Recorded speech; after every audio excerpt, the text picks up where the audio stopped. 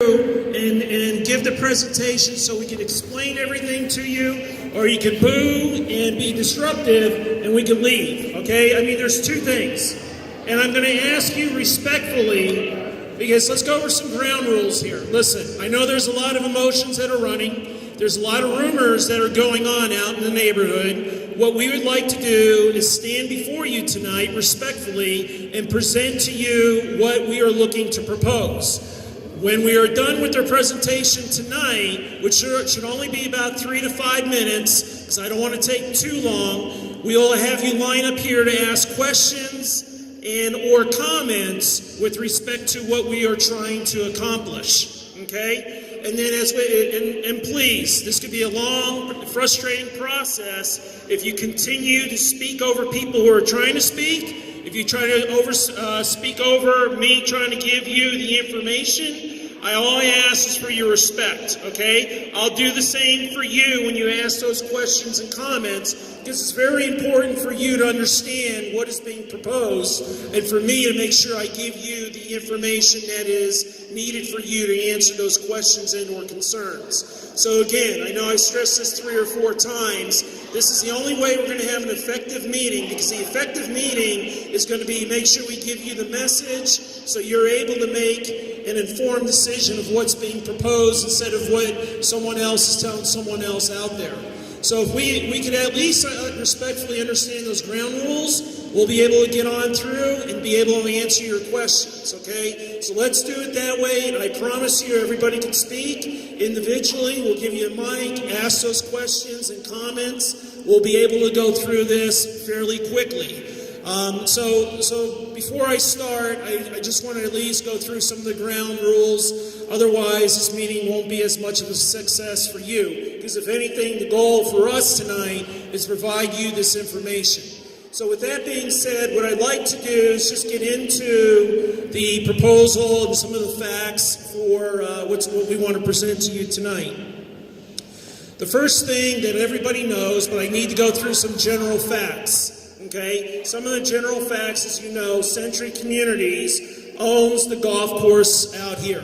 Okay, they, as you know, they own it. They do not manage a golf course. There is another management company actually called, ironically, Century Golf. Okay, it is not affiliated with Century Communities. So you have Century Communities that owns the golf course. You have Century Golf that manages the golf course. Okay, and those two entities are not related. As a matter of fact, the Century Golf Management Company is from the Houston area.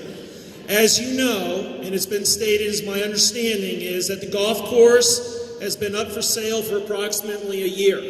Okay, and I'm sure, as you know, another fact that Century Communities is not in the golf course business. They do not want to be in the golf course business. They'd like to get out of the golf course business, but they own the property. And up to about the last year or so, they've been out there marketing the property to sell the property for the golf course. What has happened over that time is what Century Communities has realized by talking to individual different parties who may be interested in purchasing the golf course. There are some hurdles with respect to the golf course itself. So what Century Communities has been looking to do over the last year is find and explore different alternatives or avenues to be able to sell the golf course and preserve the golf course and move on with respect to the development itself. So the proposal that we have before you today, we believe is the least impactful to the community. And what we believe is it's, in the end, somewhat of a win-win situation here. And so what I'd like to do is explain this proposal. I'll go through it fairly quickly at the thought process. And then what I'll do is turn it over and we can line up and start asking those questions and comments. The first thing that I want to make known to everybody that there is no applications that have been filed or submitted with Clark County. Okay? What does that mean in layman terms? Is that Century Communities has not moved or advanced these proposals that we're discussing with you, because largely, in fact, that they just wanted to reach out to the community to explain the situation and the avenues of what they're trying to explore. So there's no applications that have been submitted. There have been no plans outside of what you see here. So what we wanted to do is have a voluntary neighborhood meeting, which this is, and obviously notice the community so we could explain what we're doing. On the far right, on my far right, which is your far left, you'll see the exhibit here, which is a Rhodes Ranch golf course. What we want in the Rhodes Ranch community, actually. What we wanted to do when we sent out the notice, because we understood, and I know this, I've done this for many, many years, is when you send out a neighborhood meeting notice, people get the notice, people start spreading rumors and spreading some inaccuracies, and a lot of people get emotionally riled up. So in this instance, when we said we wanted to have a neighborhood meeting, we wanted to show you, you see the two yellow areas, and all of you have seen these maps, of what what Century Communities would like to propose for development purposes for single-family residential homes. On that notification, it also told you, or explained to you, that there is, and you should know this, that there is no deed restriction that requires a golf course to be a golf course and stay as a golf course today.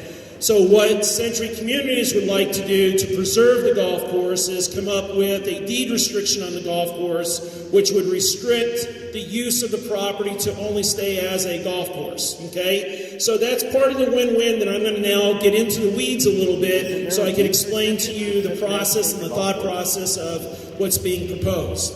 So with that being said, the first part on the exhibit that I'm going to go through is as you come through the gates up here in this area, there's a development area that we've crosshatched, or actually colored in yellow. It's about 2.2 acres of property, and you've seen that on the map itself.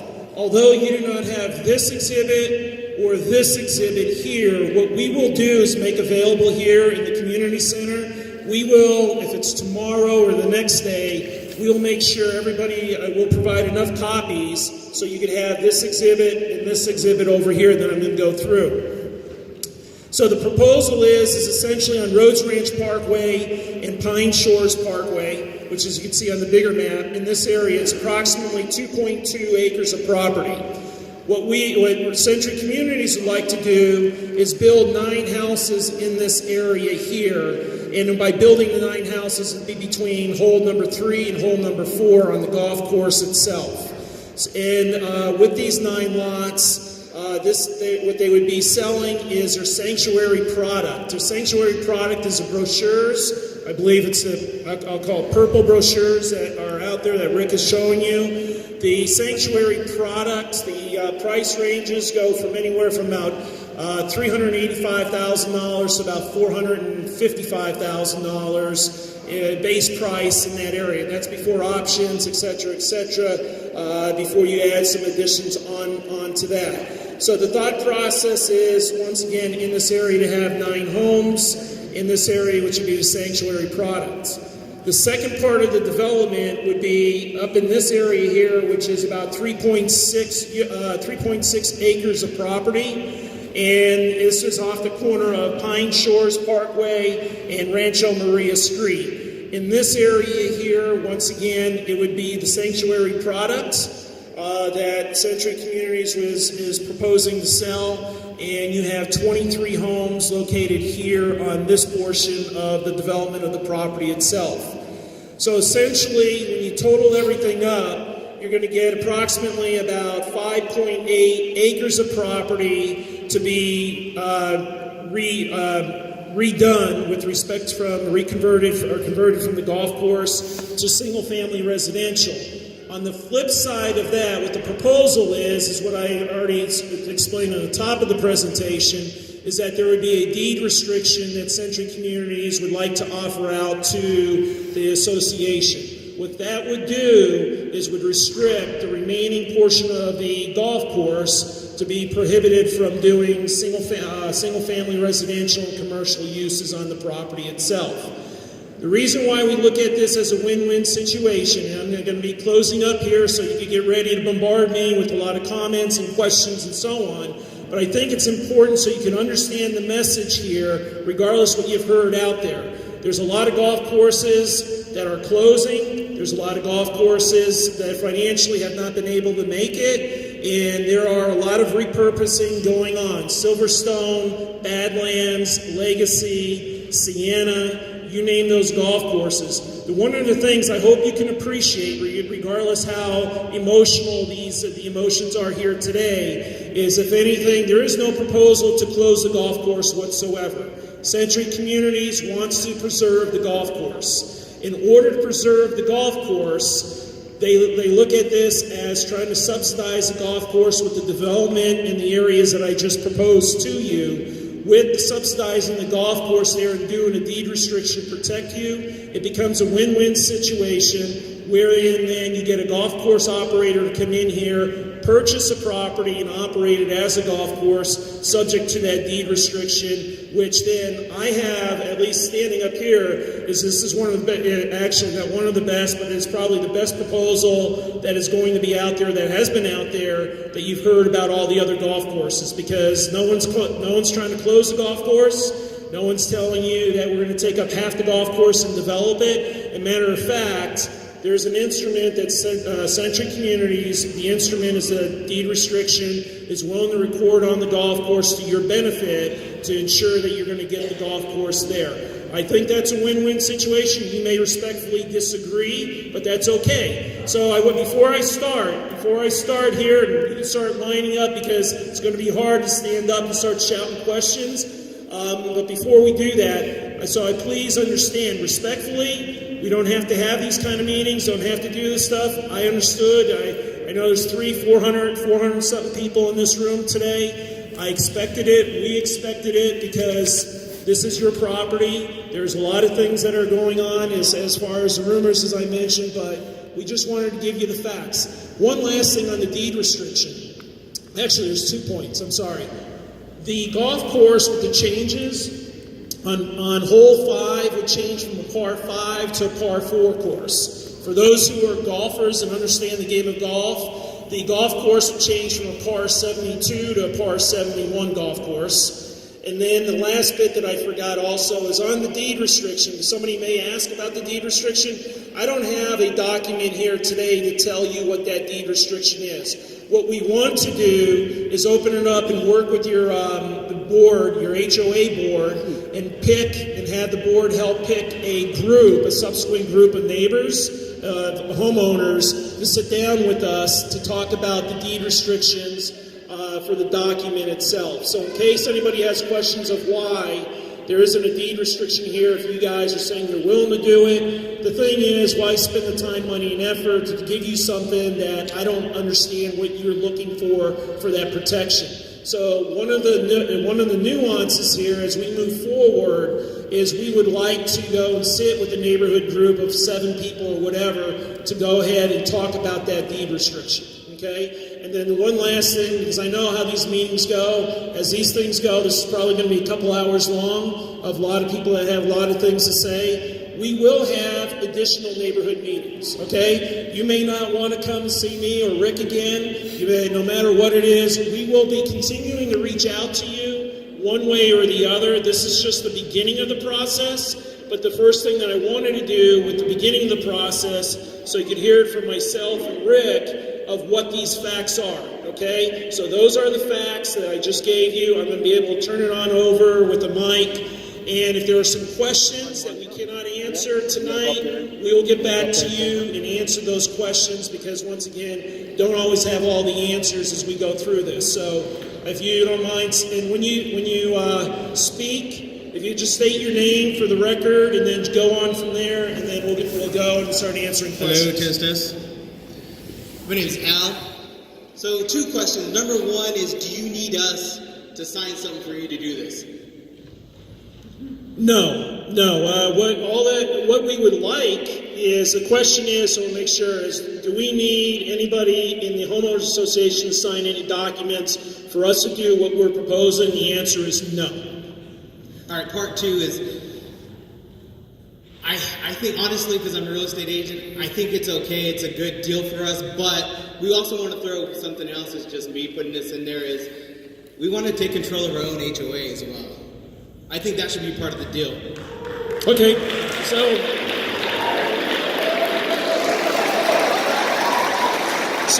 as I was preparing for this meeting, Rick informed me we were talking on Thursday, that which I'm not aware, but I'm aware of the HOA issue to be 100% controlled by the HOA. If that is one of the things you want to discuss in here, I'm not an HOA attorney, okay? But I am aware of the issue. I've seen an email blast that went out to everybody about taking over the HOA. If that is something that you want that to be a part of this discussion, we'll look into it, but I'm aware. But I cannot speak on it. I don't know the facts and the history.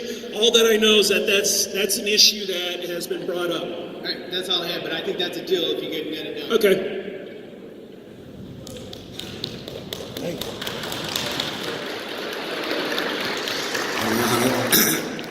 Hi, Bob. My name is David. My wife and I just moved here 2 months ago. And we bought the home like 3 months ago. I just heard you that you were selling this golf ranch a year ago. Is that correct? Is that what you said? Within the last year, I'd say 9 months to 12 months. Okay, it's been up for sale. that's fine. The reason my wife and I bought it, we came from Hong Kong, which is pretty far away. I'm retired, we retired, and it was because of the golf range. And why was I not told you were selling this? If I known you were selling this, I would never have bought it.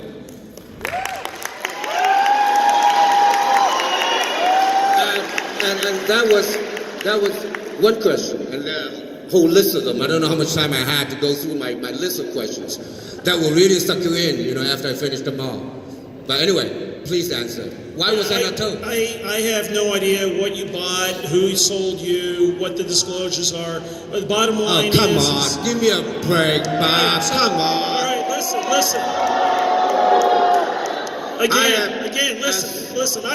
I need some respect here. Don't speak over. I'm trying to give the information, all right? Here's the question, all right? He wants to know why he was not notified.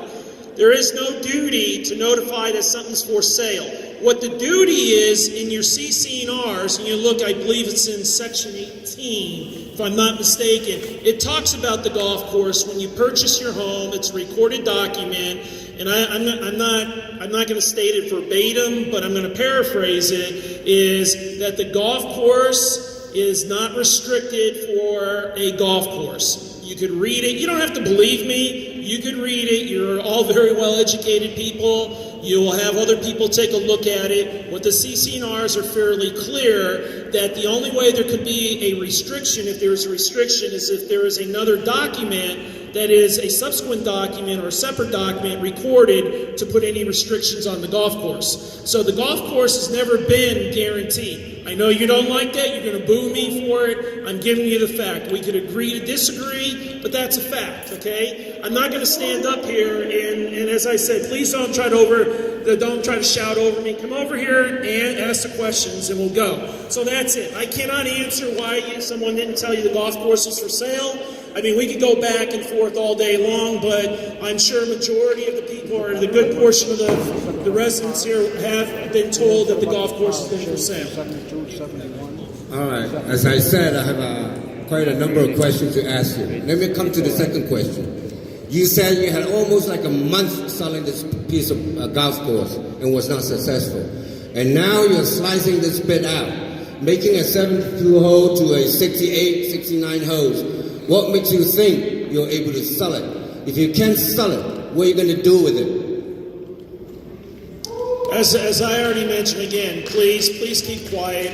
It's just out of respect. I keep using the word. I'm going to stand up here and answer all the questions as long as you want, okay? I'm fine with that. But I'd like to answer, and actually respect for the gentleman here who's asking the question so I can get through it. At the end of the day, as I mentioned in my presentation, I didn't get really into the weeds on this portion, which is the goal has been to sell the golf course from day one. It's for sale. Century Communities is a home builder, is not a golf operator. They're looking to sell it, and the best way to sell it and to keep the golf course, instead of standing up here and saying we're going to close the golf course because it's not a performing asset, we're sitting here saying we're trying to make this a win-win situation. So we've gone through a variety of avenues. We believe that this is the best avenue to have a public meeting and express to you what we think is a win-win situation.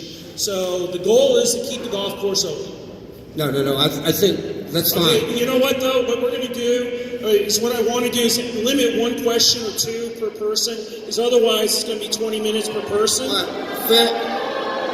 Okay, listen, we got to ebb and flow through this. Listen, we got to ebb and flow, please. You got to, many other people I want to ask. But I don't think you've answered me, though. Yes, I did. You know, I asked you. We'll go to the next one, because what else do you want? Please answer this. Go ahead. What happens if you can't sell it within the limited time, and what happens to the golf course? And what are you going to do with the remaining of the golf course after you're sized off? As I said, the golf course is for sale. They're looking for somebody to come in and purchase it. Making this type of proposal will make it more appetizing for somebody to come in to purchase the golf course. Okay? So let's go next. All right, we hear the boo from the audience. All right, let's go.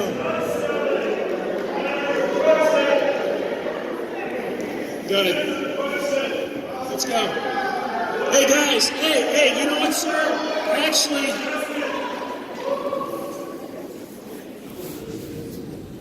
listen. Hey, you know what, sir? Maybe you can leave if you want to yell and scream, because I'm sure there's about 200 other people that want to ask questions, okay? Look, I got to maintain some control here. You want to start shouting at me? Listen. All right, there's somebody that's going to be rational in here to understand this process. So let's go. Come on. My name's John. And I have a few questions. Like, how many permits have been issued for the master plan community? So the question is, how many permits have been issued for the master plan community?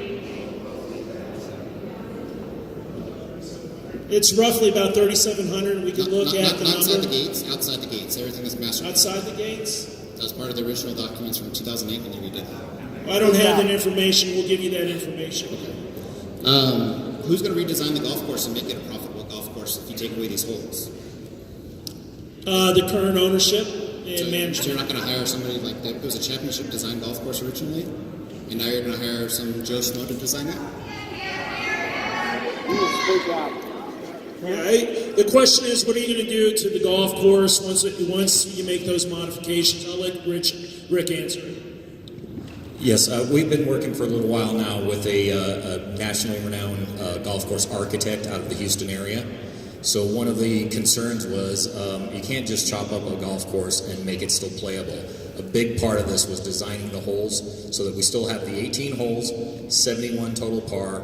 None of the holes are going away. Only one shortened to a par 4. And two quick questions. What are you guys going to do about all the extra traffic on there? Because there's already an abundance of traffic coming in, and the gates are not fun.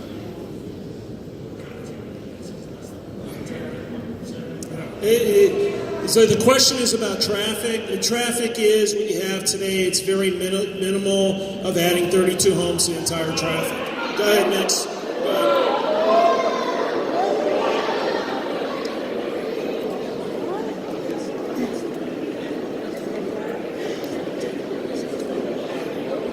All right, next. You want to move on? One last one that I had. Go ahead. Hurry up. What were some of the other options that were considered that didn't work as well as this? I cannot hear everybody. What were some of the other options that were considered besides this for the golf course? The options are to close the golf course. The options are to develop more than what you're proposing. There are numerous other options out there, just like any other golf course proposal that you've seen throughout the southern Nevada. Okay, thank you, Bob. My name's Tim Schulte, and I live on Crooked Putter on the golf course, which I paid a large lot premium for, I will note. But in any event, my first question is the golf course now profitable? I take it it's not, which is why it's up for sale. Correct. And reducing it from a 72 par to a 71 par makes it not a championship golf course anymore. Is that correct? Which I'm not going to go and start splitting hairs on that. It's not necessarily correct. If it's not profitable okay, now, I understand what your plan by is. reducing it and making it not a championship golf course, you will not attract as many corporate events, etc., because it's not a championship golf course, and it's advertised as a championship golf course. So it will be less saleable and presumably less profitable which may, in the next few years, means you want to develop the entire thing because now it's not profitable at all. Okay.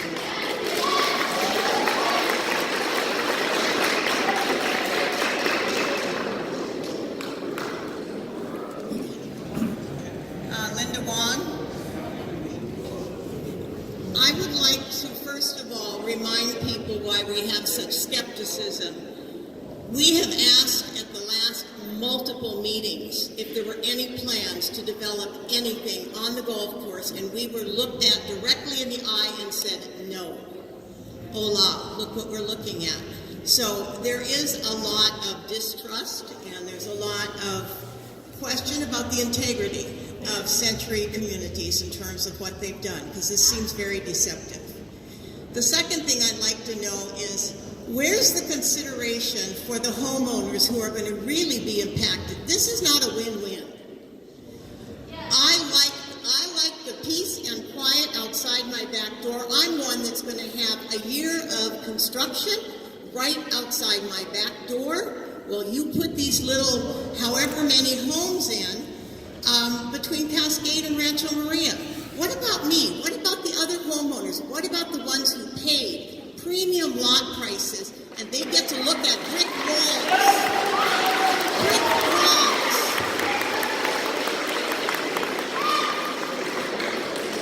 I mean, really, you've got to think about that. Are there other lots you could have looked at? Are other sections that are further behind in the golf course that doesn't impact the beauty right when you come in? The people who are going to have to live with this in their backyard going on for a year? Look elsewhere. If you're going to do this, go in the back of the course and find something else. Go back to that drawing board. I'm sure you can find it. We are going to be impacted. This is not a win-win. And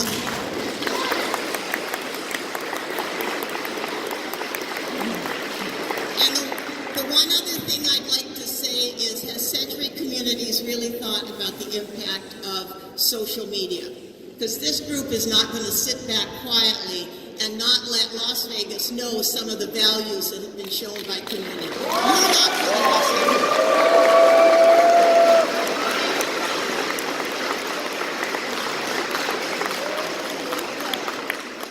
Hi, my name is Oscar Ocampo, and I moved in here 5 years ago. I'm a retired real estate broker, salesperson for 30 years, licensed both in New Jersey and Nevada. And one of the reasons why we moved in here, when we thought about it 7 years ago, we looked at the golf course because we always wanted to live in a golf community. It was rated or ranked number 5 at that time. And then after we moved in, I think 2 years ago, the magazine ranked it as number 9.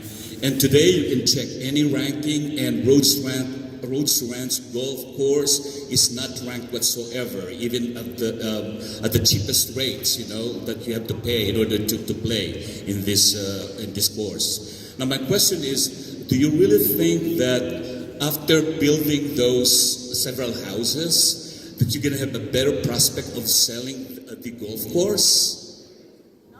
So the question is the proposal that we have, and I'm going to try to repeat the questions, because one of the gentlemen said they can't hear in the back. So the question is, I'm going to paraphrase, is this the best proposal that you can have in order to sell the golf course? And the answer is yes, that's what we want to put forward, is because what we can do is we can subsidize the golf course, and then in turn, we could also let the golf course operator owner know that there is a deed restriction that's recorded on the property also. So at least you know what the parameters are for the sale of the property.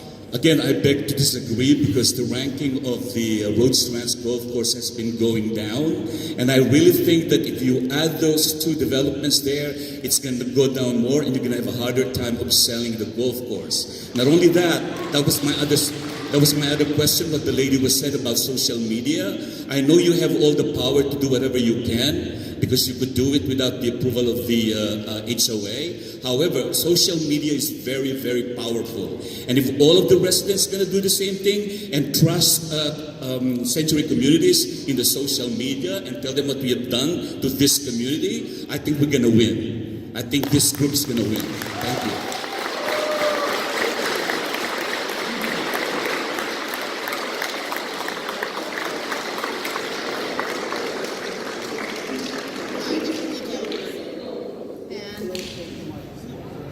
As far as what you do with the golf course, I don't necessarily agree with it. Sorry.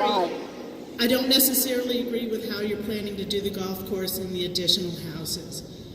But I can't say that I am opposed to a deed restriction. My question is, and I don't know if you've looked at, is for how long? And will it bind Century? So the question is actually a very good question about the deed restriction. The question is how long is the first part, which we don't have that proposal for how long. That's why we want to sit down with an HOA group itself. And as I explained in the beginning, before you start chuckling and believe that this is a game, it's not. As I said, we didn't want to put that proposal forward because we don't know what the thinking is. Once we know what the thinking is and have those discussions, we'll be able to put that down. So that's part A to answer the question. Part B is it would bind, yes. The goal here is, and those, I'm sure there are some other attorneys in the audience here, is you don't want to put the power on us, which is Century Communities, to determine when and not the deed restriction could be enforceable. You want it to be a beneficiary party, which is the homeowners association, to have teeth in the document. And again, those are discussions that we may hopefully can have on the side with the association group to have those discussions. But the goal is to put teeth in it. You can't stand up here and say you're going to do a deed restriction and then walk away knowing that you can pull the deed restriction off the table at any point in time. That's not the game. So to paraphrase, just to make sure I understand, these two developments would be the last two things you could do to the golf course? Yes. Okay, I just want to make sure. Yes.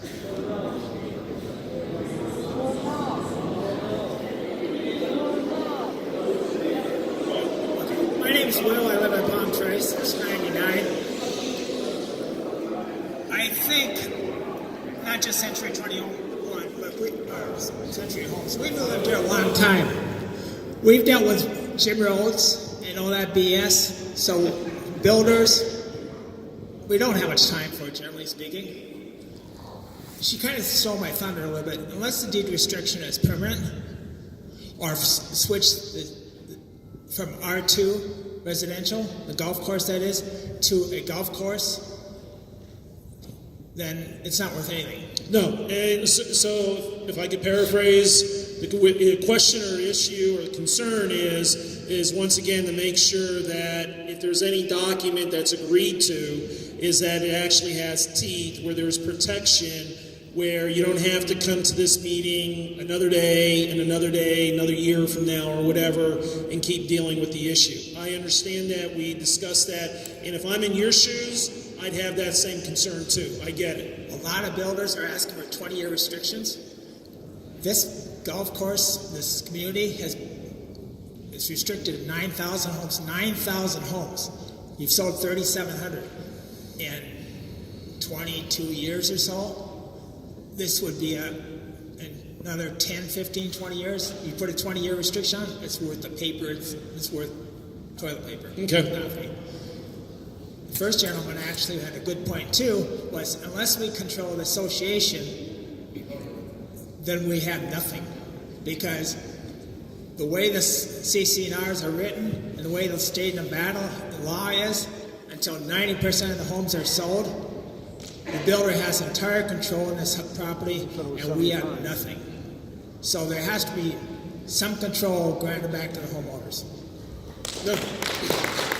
Thank you. Good evening. Pardon me, I didn't get your name and your position in Century Communities. My name's Bob Dronauer. My name is Tony Andre Johns. I didn't get your name. I represent Century Communities, yes. I beg your pardon? I represent Century Communities. Yeah, I didn't get your name and position. Bob Dronauer. I am their consultant attorney for Century Communities. I represent developers in Southern Nevada. All right. I've been a real estate broker for about 30 years. And I've sold property all along the beach towards Malibu. Moved here in 2001. And I've lived here for 7 years, sold property in Rhodes Ranch about 20 years ago, on and on. Do you live in a golf course community, sir? Excuse me? Do you live in a golf course community? No, I actually live outside a Silverstone golf course up in the Northwest, so I live Okay. outside of it, but no. I don't know if you realize, or the representatives of Century Communities realize that Rhodes Ranch, the reason people buy in Rhodes Ranch, because it is in a great position, location, it's better than Queensridge, which is overrated, better than Canyon Gate, it's close to the 215, close to the 15, close to the Strip and the airport. And when doing what you guys are going to do, and you're saying you haven't sent it in to the city for plans and all that, am I right? Or county? Correct. There are no plans that have been submitted to Clark County to move forward with any development. This is something that we wanted to propose before we submit anything into the system. I see, but you also said that we don't have a say and you can move forward in building these houses. Am I correct? No, I did not say that. There's a gentleman up here. The question is do you not have a say in the process? You have a say in the process. The question that the previous gentleman, one of the first guys that got up here, asked the question, does a homeowners association have to sign anything to give us permission to move forward? The answer is no. Okay, I'll make that clear. But I also want to make it clear that you have a say in the process whenever that process starts, okay? So I'm not standing up here because I want to make it clear. Okay. You have a say, everybody has a say. That's why we have this process, so that I want to make that clear. Thank you. And you realize, as you said, about 400 people here, there's a reason why there's 400 people here, with this golf course being cut up. And someone said before, yes, it is a competition golf course. That's one of the attractions that people buy in Rhodes Ranch, and the beauty of it. So if you're going to build more houses, and like it was mentioned before, as it is, we have a problem for residents banking up all the way up to Vaughn's on Durango. And also another question, why is the third lane on the exit towards Durango blocked for parking of security cars? I don't have that. I could find that question and answer that, but I can't answer that right now. Because it was originally built by Jim Rhodes, who I know very well, and that was built for an exit going straight on Robindale or turning right onto Durango. But it seems to be closed since Daniel Holmes took over. All right, I'll look into that. Go ahead. Okay, that's all I have to say. And last but not least, when I bought a house here, when I moved in 2001, Party Homes gave it over to the residents once they finished building. Someone mentioned before, it would be a great idea if the HOA is handed over to the residents as a president, vice president, treasurer, etc. And I think we can save this place. Thank you.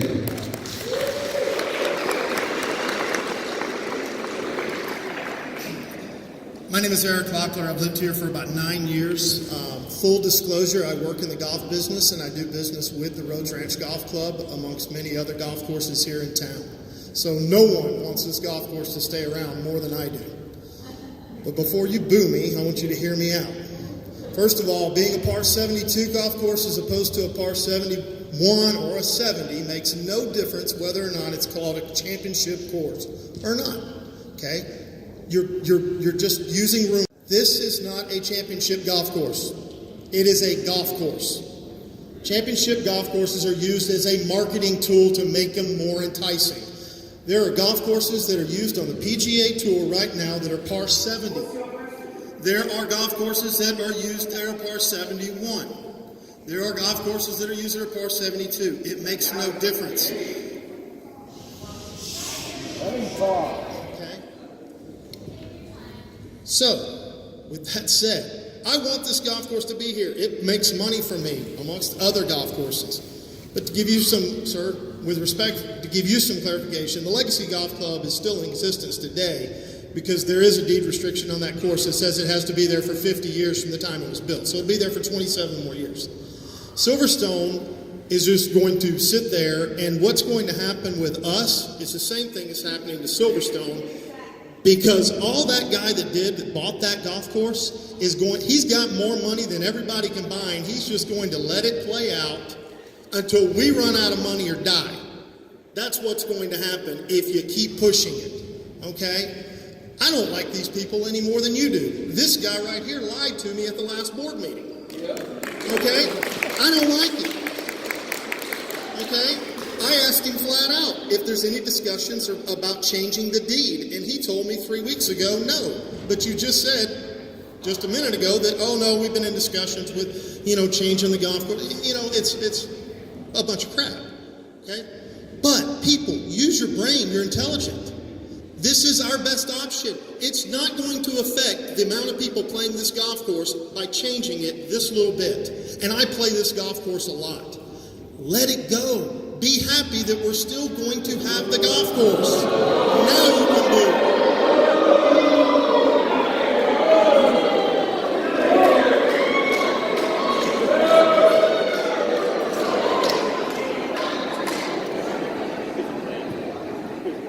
Okay, I'm going to just make sure everybody can hear me. So just want to make sure I confirm earlier you actually answered Bob, your name, right?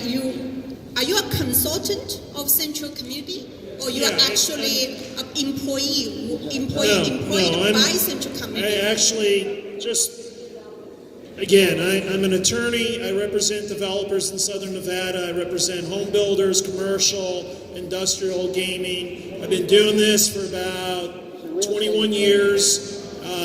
Was involved in the negotiations of Rhodes Ranch, the amendment to Rhodes Ranch. So I've been a part of development in Southern Nevada for a very long time. Okay, all right. So I think just one comment and no question. If Central Community really care about this community, I'm surprised that their executives in Central Community really should be here talking to all of us. So that's just one point. But one question I have is, earlier you said that land is owned by Central Community and the golf course, and they can proceed and decide what they want to do. Is that true or not? Or it require all the residents of us to be in agreement, to be part of the process?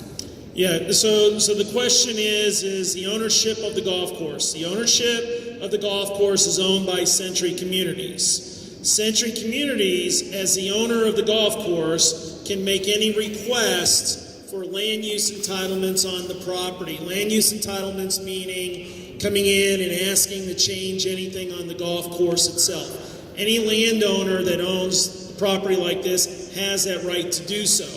The goal for the landowner in this case, and should be in every case when you have these type of land use issues, should be to be in a forum like this and stand before a couple hundred people here and try to work out a scenario that could be a good scenario, as I said earlier, hopefully something that's a win-win here to keep the golf course and keep things moving. So that's the goal.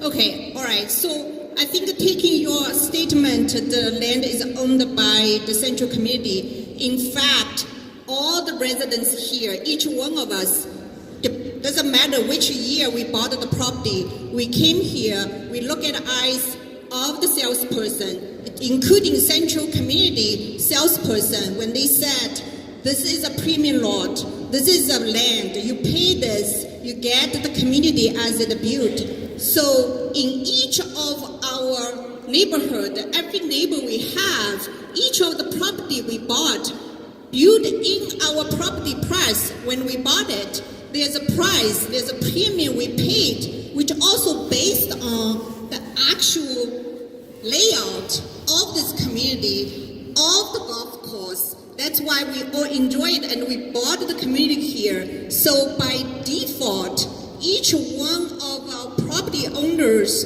in this community, people who bought the house here, is a part, own this land, own this community. Otherwise, the salespeople in Central Community, wouldn't you call them become misleading people when they buy the property, when you see they don't own any of the land?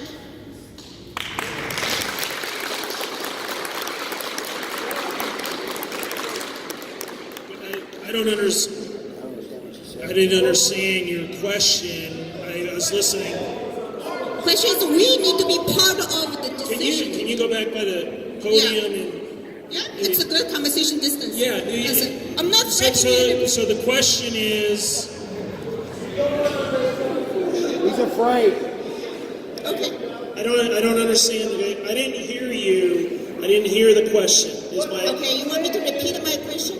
I didn't hear your question. Okay, I can't hear. I'm trying to listen. Okay. Okay. All right. My question is, each of the homeowner here, doesn't matter which year, each of the homeowner bought the property, right? When they buy the property, the salesperson, Central Community salesperson, or somebody before Central Community salesperson, when they sell it, they sell the value of the community, of the golf course as it's built, and they sell the fact each of the lot has a certain premium associated with each lot. It doesn't matter where the lot is listed. So by the fact that they sell the property as the value defined, and many salesperson actually told each of the person bought the community that this is the golf course, this is the lot going there, you're going to have this view, or you're going to have this community. By default, each person is part of should be part of the decision process.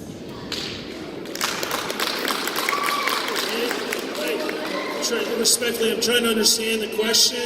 If the question is the value that people paid on the golf course, is that paid the golf course or paid in this community, paid to buy into this community. No, that's okay. What she's saying, we all have a vested interest, as when we bought the property, we paid a premium because there's a golf course here. Okay, so I got it. We're losing our interest when you change the aesthetics of the golf course. Okay, so I got this. So the question and comment is that when you came into Rhodes Ranch Master Plan Community, that there was an understanding that you bought into a golf course, a Master Plan Community.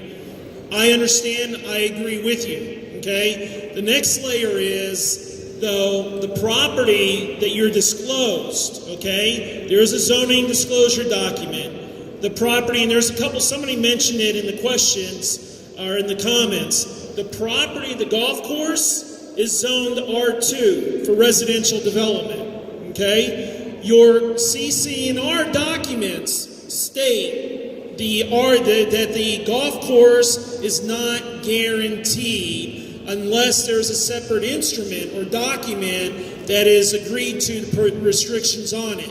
That's what you bought, that's what you negotiated as a value. Again, I wasn't a part of those discussions respectfully, but that's what you bought into. You bought into a golf course community that had property on the golf course zoned for residential and had disclosures in its documents to tell you that that is not guaranteed. There is no deed restriction on the property that restricts it to a golf course, and there's no zoning on the property where if it was going to be guaranteed, you'd have a deed restriction, and in those green areas, you wouldn't have R2 zoning, you'd have open space, or PF, public facility, which is open space for the golf course itself. So there are disclosures outside of your initial conversations that you had to purchase your home. So go ahead, next. Yeah, so follow-on question, just to clarify that, is when Central Community, someone sold one of the lot with the premium, with the golf view, and sold everybody this, what are the premium they are selling? If anybody's backyard can potentially subject, or anybody's neighborhood can potentially subject to building another block of houses. So if a Central Community salesperson sold all those properties, told every one of them whether they bought golf course property or non-golf course property in the community, a value for them to buy, that in itself, doesn't that form up a view of Central Community's salesperson is presenting something misleading, or they're presenting something actual value? for the Century. Again, the question is about a conversation that you have when you purchase your lot. Again, I'm not a part of those conversations. I don't know what the representations are, but the fact of the matter is, even if you're told you're living on a golf course, there are additional documents that you sign in those disclosures that tell you if you have a house that backs up to that open space, it's zoned residential, and there's documents that state that that is not guaranteed to have a golf course. So I've answered it 3 times, so I don't know how other way to answer it. I think we agree to disagree, but I'm trying to give you the information that's there.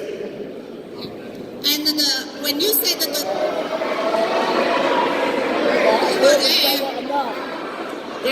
Can we move? There are other people here that would like to talk.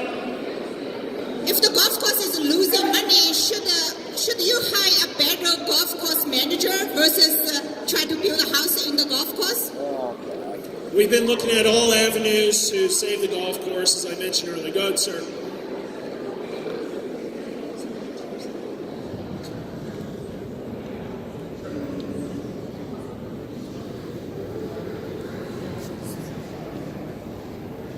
Talk in the mic. I'm sorry, Bob. I don't need the mic.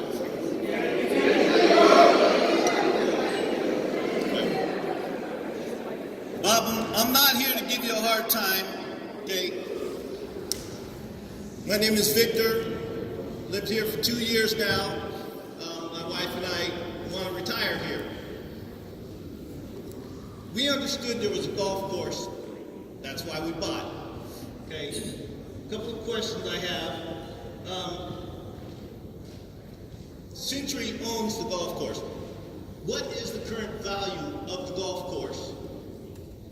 I don't have the question is, what is the current value of the golf course? I don't have that information. Hang on. Now, when we purchased the house, we received that CC&R booklet. We received it about, 5 days before our house closed. And I read that stuff in there, and I understood that. But it was too late to back out. I could have bought anywhere. But you're not following the CC&Rs by changing the aesthetics of the golf course. I can't change the color of my house. Why can you change the golf course? If it's zoned residential, it's part of the residence. They control the HOA.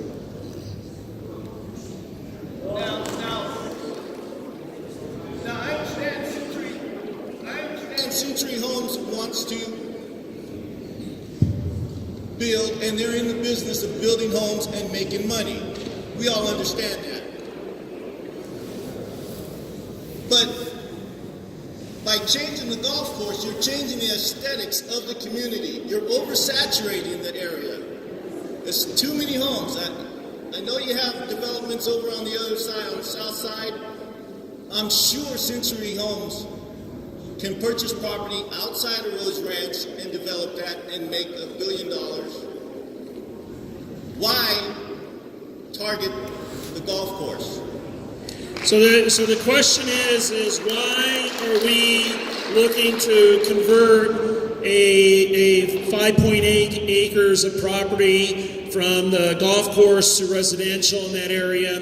The answer is because what we're trying to do is subsidize the golf course to keep it as a golf course and come in here and then provide you with a deed restriction, which those who live and back up to the golf course, that is going to be your document of a guarantee that you will not have any other residential development down there or behind you. So Bob, I can't hear. Bob, okay, in regards to that, do you have any other proposals that don't sell off the golf course?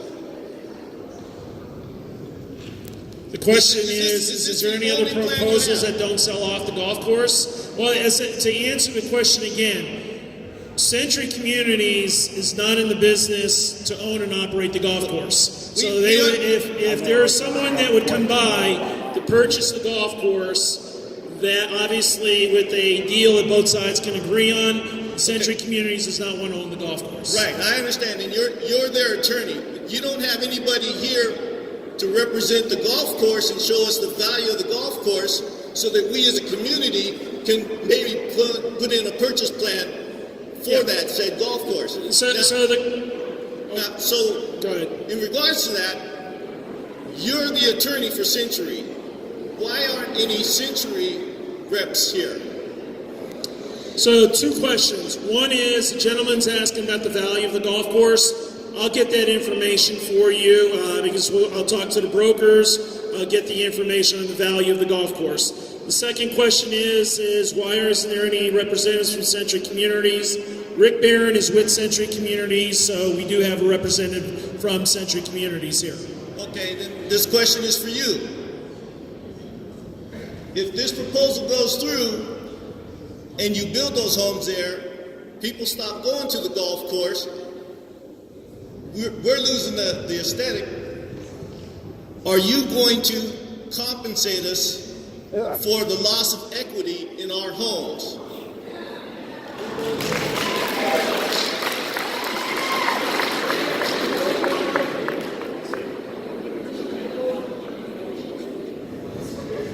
I'll answer what Rick just told me is, look, what they're trying to do is add value by adding the deed restriction, that you got to guarantee that the golf course is going to remain. That's the goal here, is to try to preserve the golf course. Again, we may agree to disagree, but that's the answer you asked. That's the answer. Okay, so do you have any proposals that don't take any property from the golf course? In other words, can you leave the golf course alone and come up with other proposals or other buyers or other plans before you destroy the golf course? So the question, I understand it's for profit. You guys are in it for the money. I used to do sales. I'm retired now. I have 2 college degrees, none of them being in law, but I understand what's going on. so the question is there any proposals out there that does not affect the golf course entirely? Currently today, as I said, is over the last year, up to a year, there's a proposal out there to sell the golf course as is. The reason why we're here today is because based on other conversations with potential buyers, we're trying to subsidize and figure out how we can make it more marketable to sell the golf course and to ensure that there is a restriction here that the golf course is going to stay. So that's the answer to the gentleman's questions. Instead of building homes, how about building a country club and offer memberships? That would increase the value of the golf course and not change the aesthetics. Thank you for your time. No, thank you. One question, because I want to get those other guys. You already asked 8, but I'll stay here all night to answer your questions, okay? I respectfully follow your instruction because I was the first one to get up and I was allowed to ask one question. However, and I got behind the line. Okay. And now people have been talking like there was no tomorrow. But anyway, I'm happy to hear that you're an attorney. I'm also happy to hear Rick is representing Century. Now, getting back to my original question, how would you like to face me in court defending Century that you were selling this property 12 months ago when I walked into your sales office and bought my house 2-3 months ago and you did not tell me? How would you like to defend that? That's one. And number 2 question, if you answer it. Number 2 question, you mentioned that you have not made this application yet. Is that true? 2 questions. One is you don't comment on any threats of litigation or any litigation.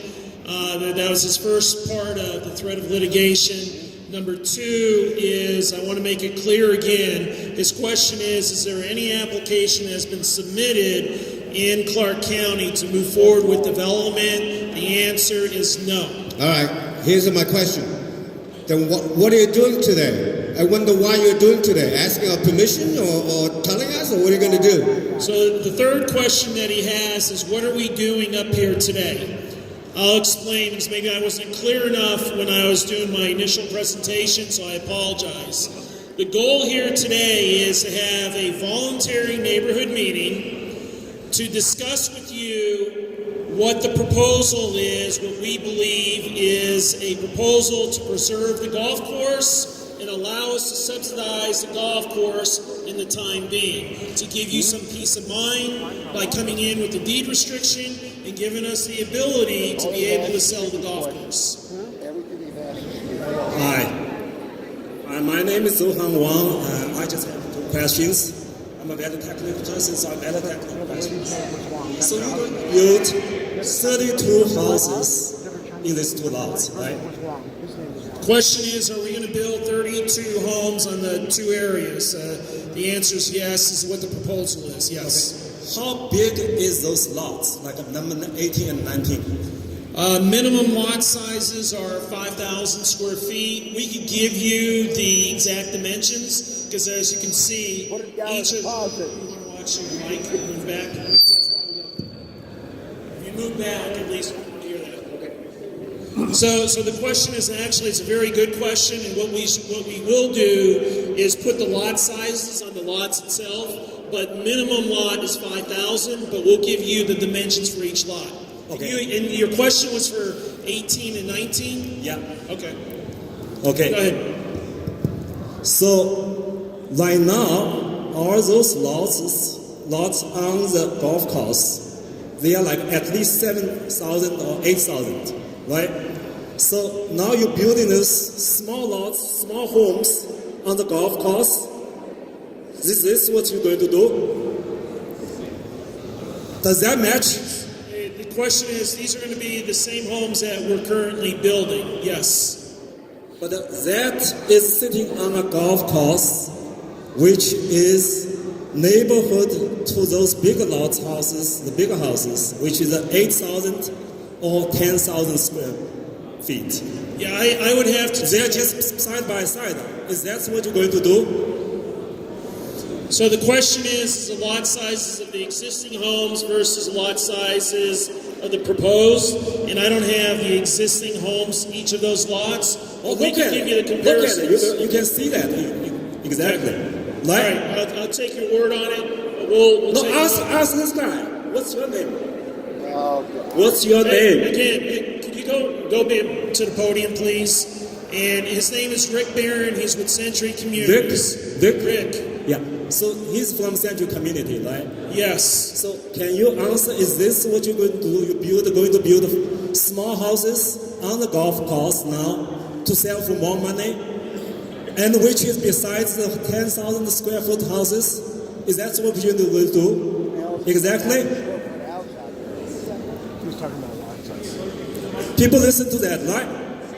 So it's going to be a very mixed community with small houses and bigger houses side by side, and build small houses right on the side of the big houses. So how's that community going to look like? People think about it.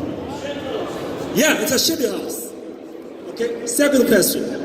I think you are doing it all the wrong way. Okay. You said you're going to build these 2 lots, you're going to build those houses to compensate and to subsidize the golf course, so you don't need to, so the golf course can keep running, right? Is that true? So the question is are we looking to build the homes to subsidize the golf course? The answer is yes. Okay, so first of all, by building that, you destroy the whole building and the flow of the golf course, because if everybody look at the golf course design right there on that paper there, every lot, golf course, every lot is open to the next one with openness. Right now, if you put those houses on pot 5, which basically totally block it, and also on the first thing when we're coming in, you take that corner away, which is also block where I think it's pot 3 is coming into there, right? So, which means you basically destroy the whole golf course, the flow and the coherence of it, which everybody agrees, I think. That's why you are here. So once you destroy it, as the other person was saying in front of me, this will, the golf course is going to be less desirable and less desirable. There's not less people going to come to play with it. So it's going to deteriorate. So that will not save the golf course, basically. How can you save the golf course? By destroying it? Can you answer this question? Yeah, so the gentleman's question is, how can we save the golf course although we're destroying the golf course? Respectfully, we don't believe we're destroying the golf course. Destroying the golf course is removing all 18 holes. Do not want to remove the 18 holes, as I said, is we're trying to save and preserve the golf course by doing a deed restriction. I don't think you're right, because you destroyed it, you make it not sir, going through. The point is made. We're going to respectfully agree to disagree. There's okay, so follow what you are saying. You're going to preserve it so by selling those houses, selling those lots. So the question is, how long you're going to preserve it by selling those? The money you can get from there, whatever the millions you get, how long you can preserve that golf course, use that money? How long you expect to? Our hope is to preserve the golf course through the deed restriction on the trade-off of what we have proposed. What the deed restriction will do for that? And you already tried to destroy. Out of respect, I don't know how. All right, can we go to the next guy? If you only can keep it for a couple of years, that doesn't mean. If you want to do the deed restriction, we do it now. We should take over the HOA and do the deed restriction. Hi, good evening, ladies and gentlemen. This is David. I'm a new resident here. So before I ask my question, for your information, Century is a public traded company. So if we want their stock market, boom, you know what should we do, right? So my first question, you mentioned the deed restriction many times, but you do not have it with you today. So when can we see the deed restriction, and when will you build the house? When will you enforce that deed restriction? So again, the question is, this is about the 5th or 6th time I'm answering the deed restriction, but I want to make sure it's going to be clear, okay? The deed restriction, the reason why I did not come tonight with the deed restriction is, as I told you, we wanted to get the neighborhood input before we put the deed restriction together. The fact of the matter is, rationally, if you think about this, is somebody coming forward and saying we're going to do a deed restriction to ensure that the golf course is going to stay should be a good thing.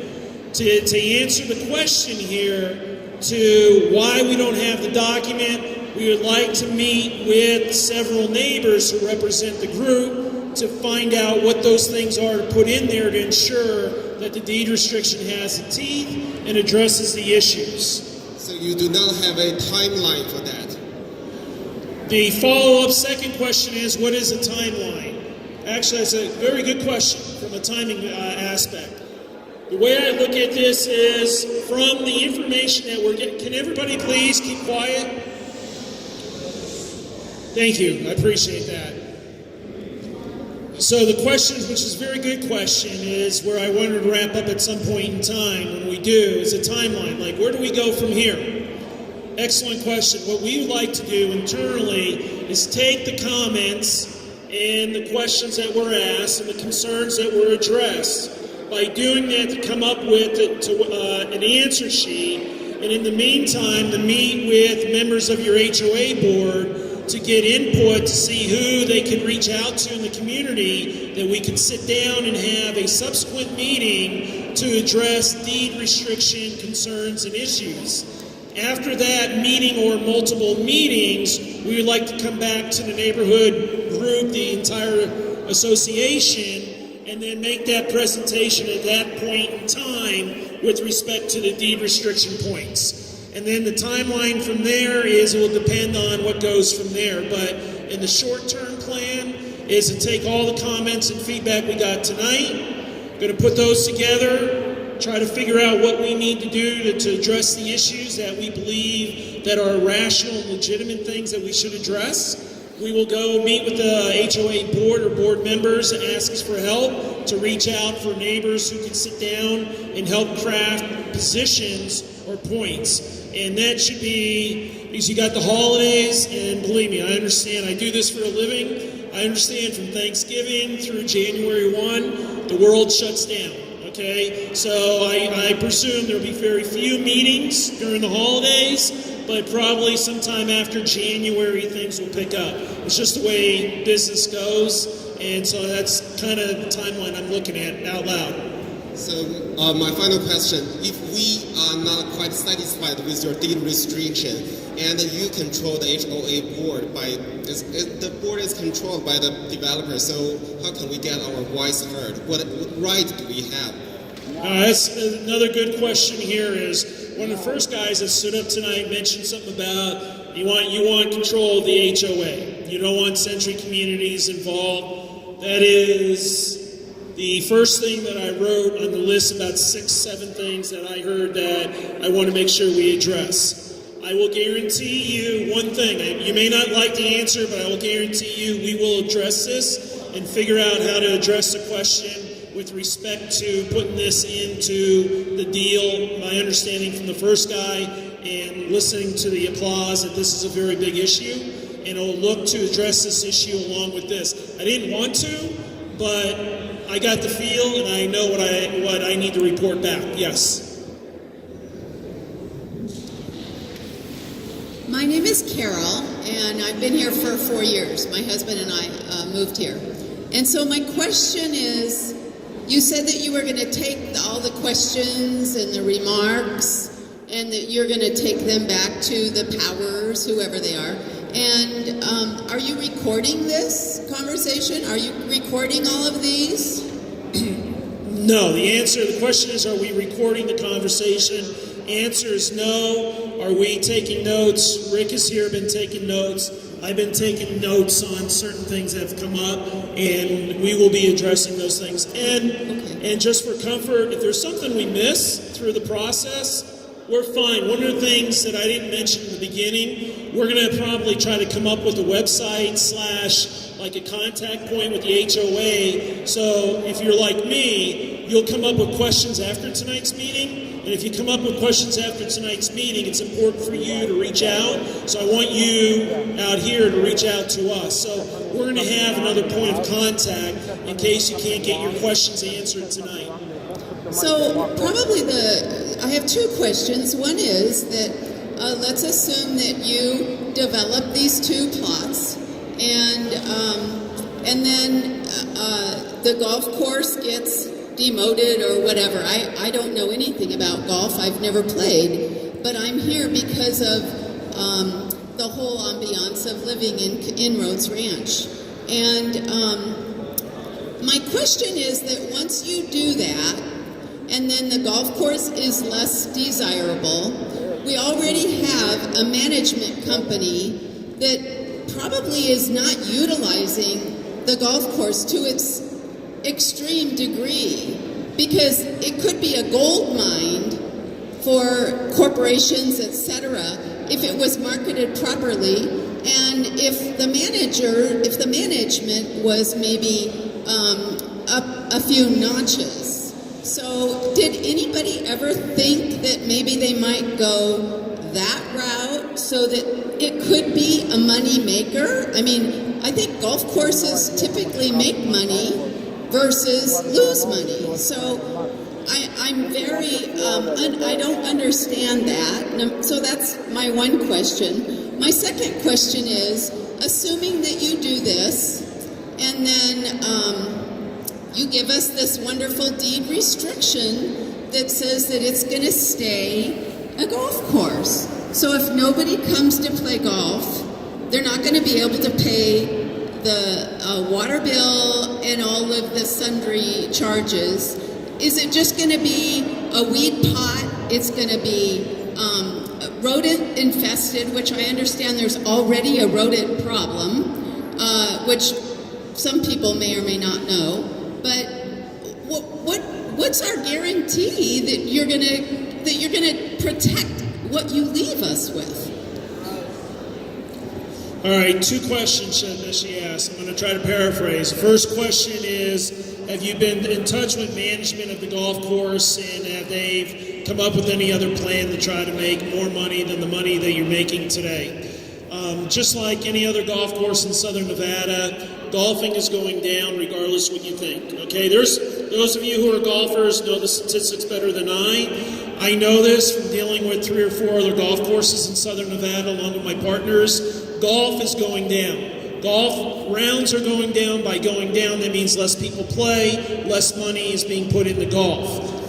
What people are trying to do, people, management companies and owners, are trying to find ways to be creative to save the golf courses. There are some instances about ripping out a certain amount of turf, making other designs, improvements, and so on. So those are things that have been discussed. Those are things that are always on the table of trying to figure out how to cut down the expenses, but those are always in the conversation itself. But for any golf course, that's one of the top issues right there on the overhead is trying to cut down the amount of turf and the amount of water that you water the golf courses itself. The second question that you have, what is the golf course going to end up? Okay, yes. The second question is one thing is I can never guarantee anything with let me back up as you're saying that. The question is how can you guarantee the golf course will always stay a golf course, okay? The one thing that I'll tell you and anybody who knows all this stuff, there is no guarantee about anything, okay? At the end, let me explain this to you, okay? The closest thing you can get to a guarantee, and I understand this on the deed restrictions, dealing with this on both sides of the aisle, the closest thing that you can get to a guarantee is dealing with the deed restriction that requires that golf course to stay as a golf course, okay? That's the most important thing, and the other part of it is making sure you have effective management to run the golf course at a profitability level where it maintains the golf course itself. So that's the balance that you deal with, but the most important thing that you always want to deal with on a golf course, and even if you move into another golf course community one day, is you want to ensure that you have the deed restriction on the property that you control to ensure that it's a golf course. That's the thing that you want when you move into a golf course community. That's what you don't have today. Okay? And so that's why we'd like to provide that to give the comfort level and try to preserve the golf course. But what you really didn't answer my question is that, you know, if you can't make it manageable now and it changes, you're going to demote it. What's going to make it profitable? The amount of money that you make on 32 homes isn't going to last you but how many years, right, in profit? So now we have a golf course that's got a deed restriction that says can't change it any other way, but we can't keep the water, we can't keep paying all the bills, and so it goes to just growing weeds and it becomes a big eyesore. So what is our guarantee? I know there's no guarantees unless something's written out, but that golf course is going to be protected as a viable golf course. And again, the answer to the question again is what's going to be the guarantee to protect the golf course? Again, it starts with the deed restriction to sit down. Once we can talk about the deed restriction itself, we can sit down with what I call the homeowner association group and have those discussions with the protections on the golf course itself. Those are things that we need to have those discussions to give it some teeth. Good luck. We moved in about 4 or 5 years ago again because this was a golf course community. You keep talking about subsidizing for the golf course. If you're not selling the golf course, who are you subsidizing? Are you subsidizing it because you can't get the amount of money you want to sell the golf course to another golf course operator? So the gentleman's question is why are we using the word subsidizing the golf course? Is it because we cannot get enough money for the golf course or whatever it is? The issue you run into right now is the operation of the golf course is not a performing asset. A non-performing asset is, if you're in the business world, you have an asset that's not producing. it's underperforming. When you have an asset that's underperforming, it's hard to sell to somebody because somebody does not want to pick up an asset that has underperforms. So what happens is you come up with ideas to save that underperforming asset. All right, and as I was mentioning earlier, and those of you in the business world understand about how assets go, if you could take that underperforming asset and bring it to the black or above, then at least you're in business and you continue on from a business standpoint. So then what happens is when you have this underperforming asset, you come up with different ideas to save that asset. What we have here is an offer or proposal to save that asset, which is the golf course. By doing so is those two areas where we believe is the least amount of impact of the impacts around the golf course itself. And we believe the proceeds from that will allow the golf course to continue on in return. That's why we mentioned about, in good faith, putting out a deed restriction, because we don't have to offer the deed restriction and just say we just want to do the home to save the golf course. But in this instance, what we wanted to do is offer the deed restriction in good faith, regardless if you agree to disagree, that's in good faith. But that's way more than what other golf courses have been willing to offer that have run in these issues in Southern Nevada. Are there any golf course operators out there that are interested in buying this property right now, or is it just out of the financial realm? With currently today, from the discussions that you have from potential buyers, this thing's been on the market for a while, and what happens is you start having conversations with interested parties. When they start taking a look at the course itself and looking at some of the conditions, the golf course potential buyer is not interested in paying for a golf course that they believe will underperform. So you're not going to buy an asset that does not make any money, and so that's where we're trying to figure out how we can show them that this is going to be a performing asset. So there are currently or not currently any potential buyers? Let me answer that because it's kind of tricky. The question is are there currently any buyers out there? The black and white answer is no. There is no buyer that has a letter of intent ready to buy the golf course.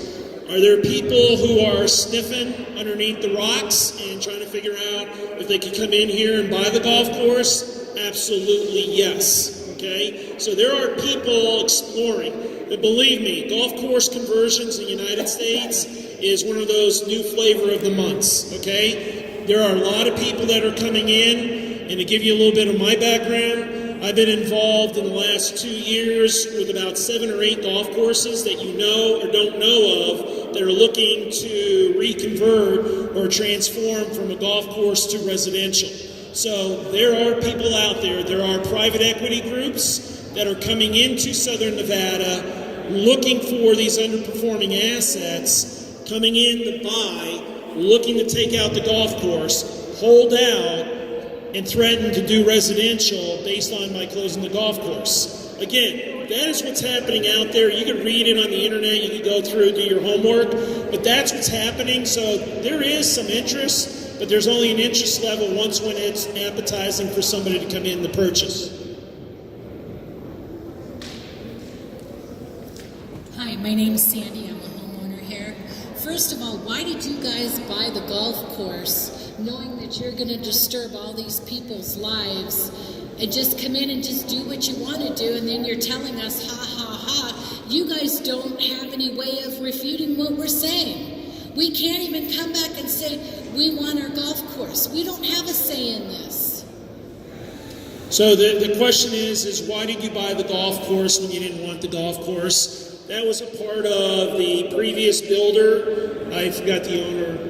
Dunhill. I'm sorry, Dunhill. Dunhill, this was part of their asset, and when Dunhill was bought out by Century Communities, this came with it. And in the business world, when you buy a portfolio, not everything in that portfolio is the best thing, but that's part of the negotiations where Dunhill were no longer going to be operating as a business, and this was a part of their portfolio of assets. Now, respectfully, the second part of the question is then why are you standing here today and saying, here we are now telling you that you're not going to have the golf course because we control, or you said, whatever. Look, if we wanted to play that game, it's vicious out there on these golf courses, okay? There's a lot of things that go on out there where people go. I'm going to use Silverstone. Guy buys, I think one of the gentlemen mentioned it earlier, Silverstone Golf Course outside by my house up in the Northwest. They bought it. The next day they closed the golf course and said, sit with me and let's go cut a deal so I could do residential. Otherwise, golf course shut down. Golf course is ugly. It's under litigation.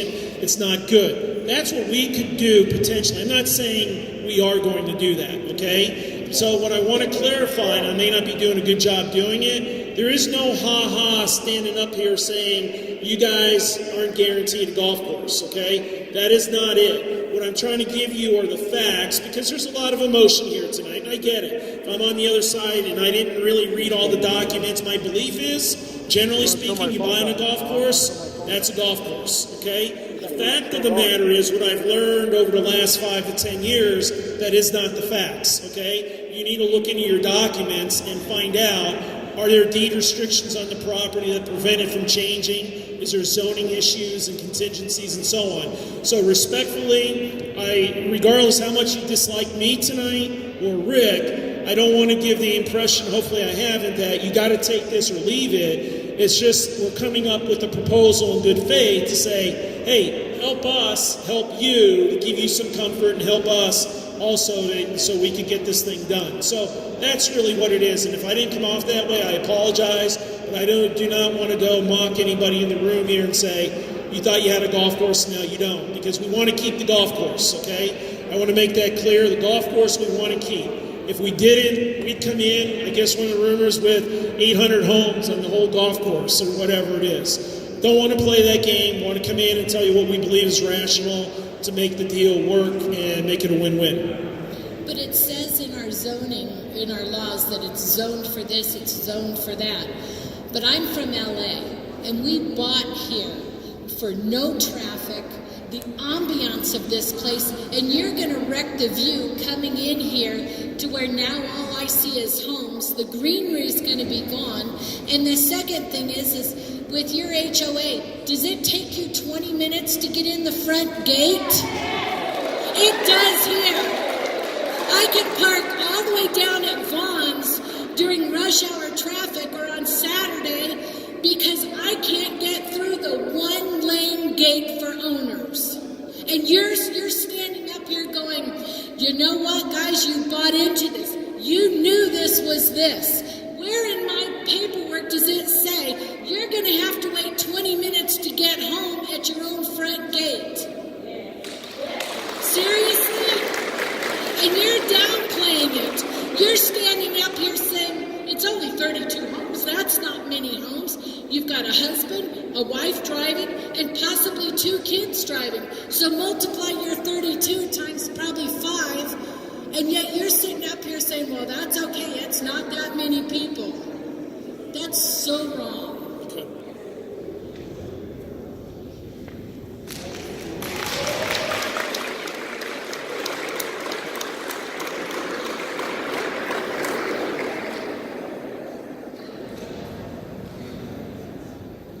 I agree with our neighbors here that are opposed to the development.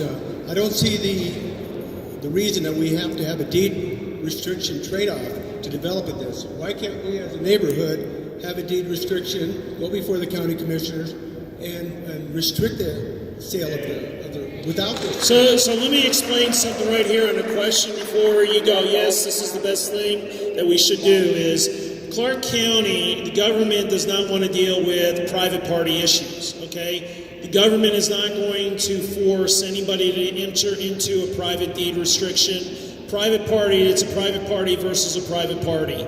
So you can do what you want. Even if we didn't make a proposal here, respectfully, there is no way that you can come in, and I mean this, this is what it is you cannot force another private property owner to do a deed restriction on their property.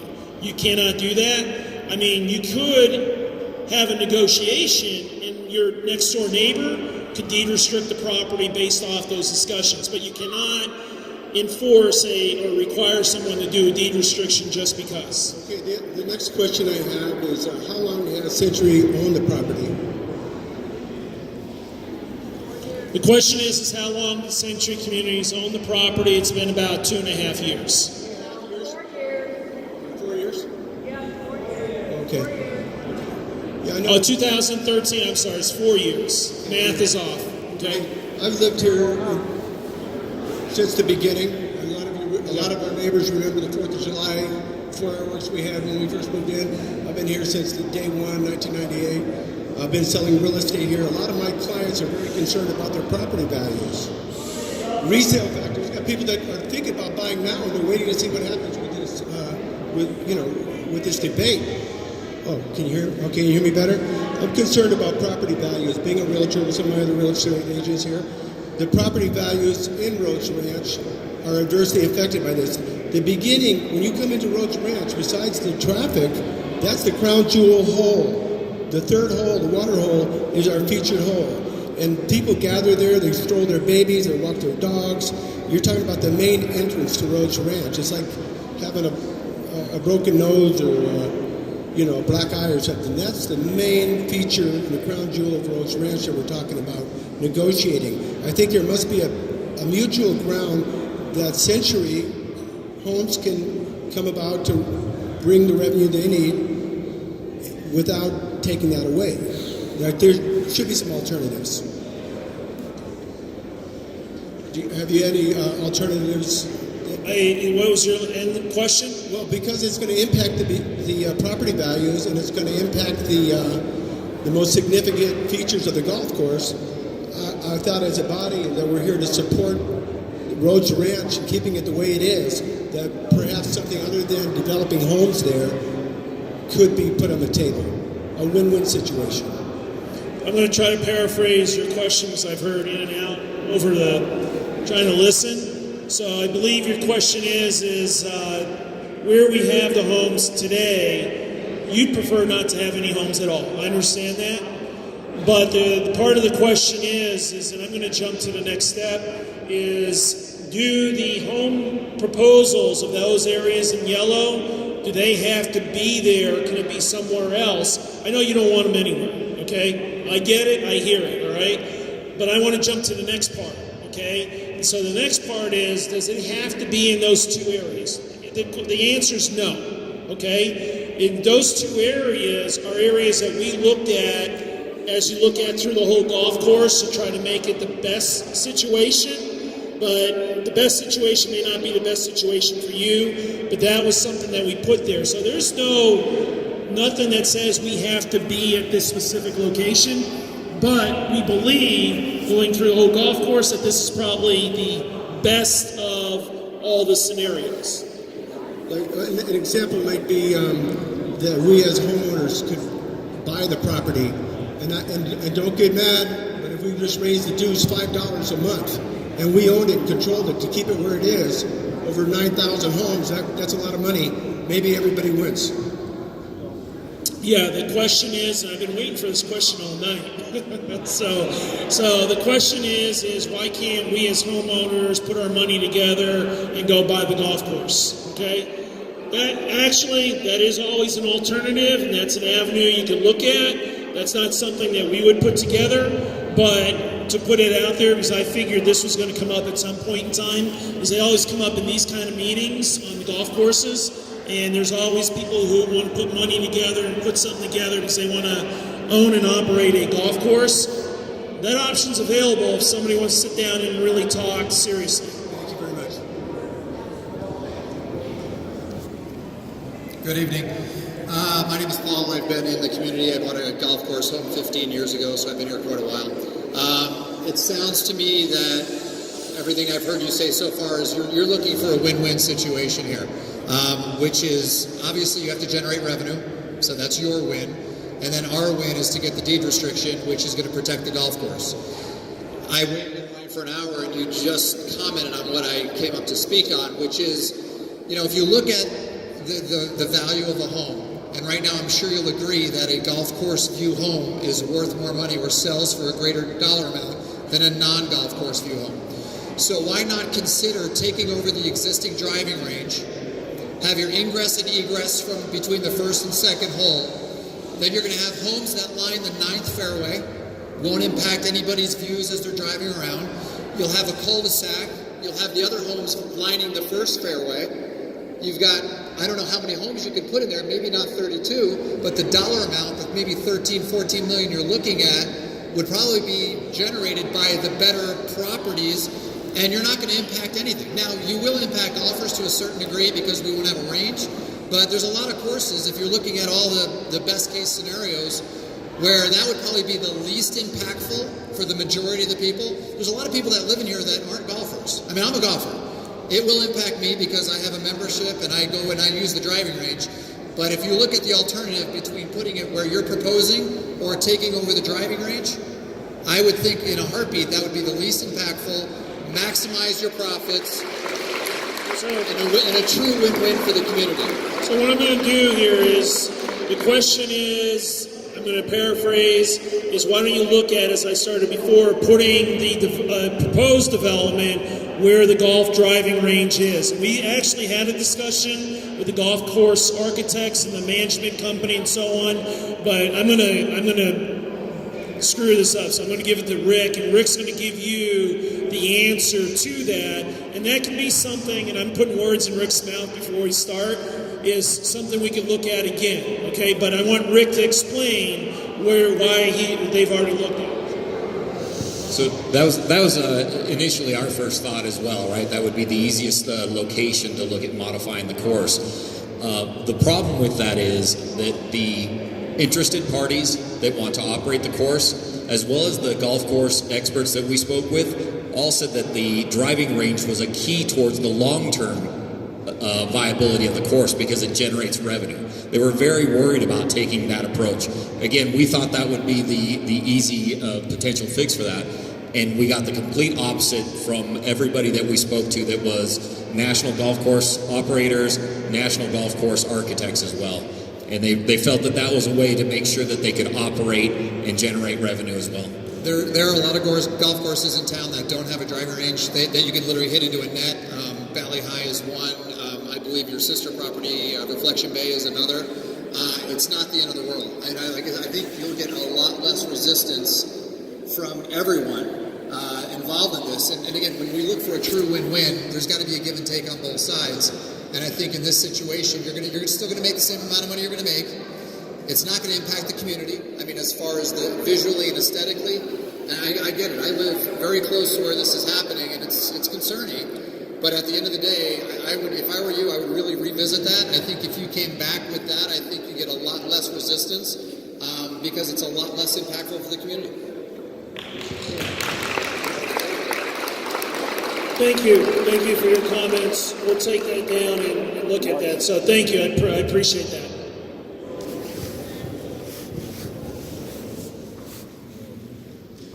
The acoustics is very bad. So maybe I'll just... Can you hear me? No. How many of you are homeowners? Yeah, How many of you oppose Century 21 development? Yeah, that's why we're all here. So you have expressed your views as individual homeowners. Do we have a homeowners association that governs this community? Means nothing. So why don't we empower the homeowners association to oppose this? We are not lawyers, right? They control But it. our homeowners association have a lawyer. They are the HOA. They control it. Okay, sir, can you ask the question so we can get moving here? You got other neighbors? Okay. Good evening. My name is Elizabeth, and I've been here since 1994, and longer than you guys. If I may understand, just for the record, you are the lawyer for the developer. Yes, the question is, am I the lawyer for the developer? Yes, ma'am. Okay, and he is representing the builders. And Rick Barron is with Century Communities, yes. And he is also a lawyer, right? No. I don't think Rick wants to be a lawyer. I think Rick's an engineer, and that's right. Yeah, I'll leave it at that. Okay. My question is, my family has been here. We have numbers of houses in this community because of the ambience and the greens. We came from the Bay Area. My question is, since you are a builder, have you ever thought of having marketing or promotions to sell the golf course to have more profits to come? Not to sell by different owner, but to generate income and not to go in developing homes just like what you're doing right now. You're proposing right now. So I believe the question is have you looked at other options in finding ways to increase revenue for the golf course through marketing, etc., offers, specials, and so on? One of the things that Century Communities has done is, number one, they've hired a broker who's a specialist in this area. Number two, they've spoken to golf course operators throughout the country, major consultants who are familiar with the golf course, and looked at every which way that you could help increase those revenues to help save the golf course. So those avenues have been explored. As I started earlier, I said, look, there's a lot of avenues that have been discussed since the property has been up for sale, and a lot of discussions with a lot of experts across the country to help give input to see what you can and cannot do to save the golf course and allow the golf course to continue on. So we've explored those avenues as far as different ways to increase the revenue, yes. I'm sorry, but I beg to disagree. Since you are in the business of marketing homes, I don't see any reason why you cannot market the golf course instead of building homes. My second question was, we as the homeowners, you said, we have the say to contradict what you want to happen in this community. May I ask, what is the percentage, the voting percentage of we, the homeowners, to go against you guys? So I can understand it. You mentioned about the say, that you have say in a zoning and land use process. Yes. Yes. Okay, and then your question is, I'm sorry, because I'm hearing, it's echoing in here, so I'm trying to... The voting percentage of the homeowners, what is our percentage to go against you guys? Oh, okay. So the question is what is the presentation, or what can you do as homeowners to do to fight what we're proposing? There is a process. This is the first step. The first step is, even though it's not required, we come out as a developer to meet with the community to explain what we would like to do. Right now, there's nothing that's been submitted to Clark County. If there's an application that's submitted to Clark County to move forward with some kind of development on the golf course, the community will get a neighborhood notice, okay? That notice will tell you that there will be what is known a town board hearing. This is located in Spring Valley. Is it also Enterprise too? Yeah, so I need to correct myself if I'm wrong. I think there's two town boards that cover Rhodes Ranch. One is Spring Valley Town Board and the other one's Enterprise. You'll get notice of that meeting, and then at that meeting is where you go to that town board meeting and express your opposition, your support, your concerns for a proposed development. After that meeting, there is either a planning commission meeting down at the county government building, or it'll be at the Board of County Commission meeting at the same government building. That will be on a notice as you go through the process itself, as far as telling you when those public hearings and meetings are. And in those meetings, that's where you can go and speak in opposition, support, or address your concerns. So that's generally how the process works. I mean, there's some other nuances to it, but generally from about 100,000 feet above the ground, that's how that process works. Okay. My last question is, I'm not saying it will happen that you will prosper with this project. What is our assurance as a homeowners that in the following years, it's not gonna happen again? Because if this will be a precedent for you guys to put up these homes, what will happen for the next one? Because from Mr. Rhodes' group of companies to, what is the next one? Dunhill, and now you guys. What is our assurance that this will not ever happen? Do you see the traffic that is going on? If there is something that you need to improve, is the front gate, because we have to go in and out, and it will take us 30 minutes. And now you're going to put new homes right after the entry where the first stop is. Do you see what's the problem with that? Yeah, I understand your concern, yes. I'm very disappointed. I know the builders and the developers. What you're after is your bottom line is the profit, and we, the homeowners, end up with problems. After you sell the properties, goodbye.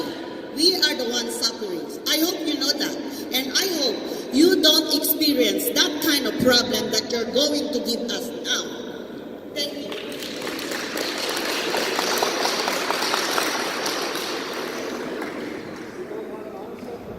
I've kind of been out of action for a while as far as the association goes. I've been out of action for a while as far as the association goes. When I was originally a homeowner here, which was in '98, we were told that after a certain percentage of homes were built, that the controlling interest of the homeowners association would be held by the property owners. Does that not exist today? Yeah, and the question is about the turnover of the HOA from the declarant over to the association. Under NRS 116, which is your HOA statute, there are thresholds of when there's a certain amount of homes that are sold in the community. I'm paraphrasing, that there is a turnover of the association at a certain period of time. There are other exceptions or nuances with that. I'm just giving you something general. But that's a question that one of the first gentlemen mentioned is I'm going to be addressing as we go through the issues that have been come up tonight with respect to the HOA control of the association. Okay. Everything that you said, I still don't know. Is the homeowners association in control by the homeowners or not? That's all I'm asking. What do you mean? For tonight? For as of now here? You have the declarant, which is Century Communities. We're talking, go ahead. If there was a vote today and there are 5 members on the board, could 3 homeowners control the vote? Yeah. No. Okay. Now, perhaps there is a mistake here, but I'm sure that as soon as the project was 75% built out, that the homeowners were supposed to take control of the board. Yeah. Like I said, I've been out of this for a long time. Yeah, so let's do this. I'm not an HOA attorney. I don't want to debate HOA issues. I've told you from the very first guy that stood up, I got the message that if there's anything to be a part of anything of a deal, that the HOA turnover is an important part of a deal point if that's going to happen. Okay, I could address the answer. That's the answer I give you.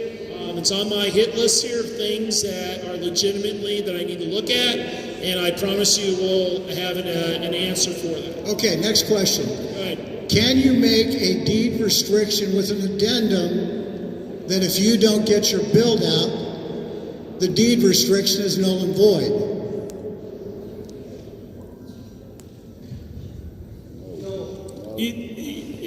I'm trying to make sure I answer your question of deed restriction. The key is a deed restriction is you want to make sure it has teeth. You want to be the beneficiary of the deed restriction itself, which means you want to be the party that enforces the deed restriction itself. I personally, and I'll tell you, would not want to have all these, if this happens and that happens, then you don't have the deed restriction. So if I'm in your shoes, whatever you just explained, I don't see that happening because nobody rationally would necessarily do something like that in this circumstance. But the bottom line is, that's why I mentioned earlier with the deed restriction is would like to sit with a handful of neighbors and owners in here to figure out what you want in that so we can make sure it's addressed. But that comes after you have your approval to build, correct? No. That would be concurrently. Concurrent? Yeah, and again, I didn't think it out, but you'd want to do it concurrently. Nobody's going to give a deed restriction unless you have the entitlements. You're not going to want to approve any entitlements homes unless you have the deed restriction. Also, as part of that deed restriction, could it be put in there that the homeowners have a first right to refusal on the purchase of the golf course? In other words, if you get a bid on the golf course, that we can band together as a community and buy the course for our community. Those things are negotiable. Yes, sir. Thank you.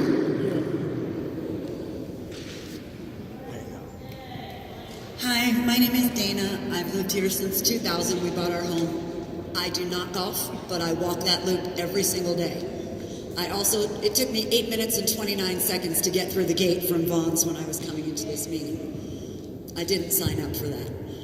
Questions for your next meeting. If in fact this happens, what are you going to do about traffic control at the gate? Because you're going to have tremendous amounts of traffic when you're building right at your entrance. Yeah, great question. The questions about traffic control at the main gate. Currently, I know, and Rick's here, what I'm going to say is Century Communities has hired a traffic engineers, and looking at ways to improve that up at front at the gates there. So that's currently being explored to try to address that issue, yes. Okay, because you're losing your beautification of your entrance and your gate, which is your selling point. So you're trying to sell homes, and you're losing your beauty right where people enter. That's just the point I wanted to make. Okay, thank you.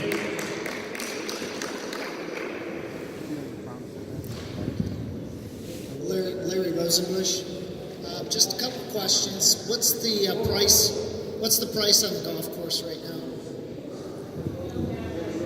I don't have that information. I'm going to give you that information. I wrote that down for the price of the golf course. And so offers are being accepted, but there is, in my understanding, there isn't a price. The offers are being discussed, but I will give you, somebody asked earlier, I wrote it down, the value of the golf course, so I'll get that information. Was there a proposal to do what they did at Sienna here, where they started charging the homeowners a premium to keep the golf course?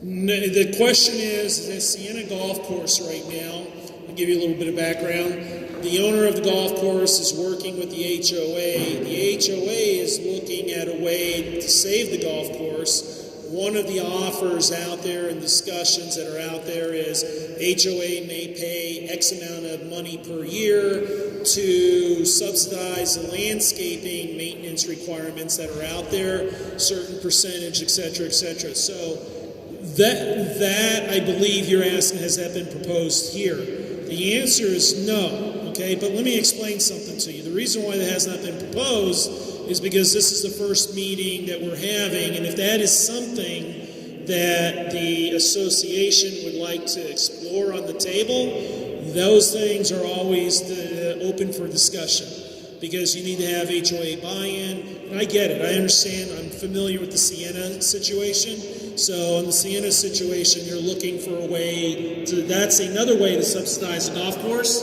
is by having the entire association pay for certain expenses, overhead, which a big cost is the maintenance of the golf course, which is a big number, but those things can always be negotiable instead of building homes or whatever it is. And I'm using it lightly because I don't want you to walk out and he says, hey, we're not going to build homes if you do X, Y, and Z. The point is, this is the beginning of a long process. I hate to say long process to you.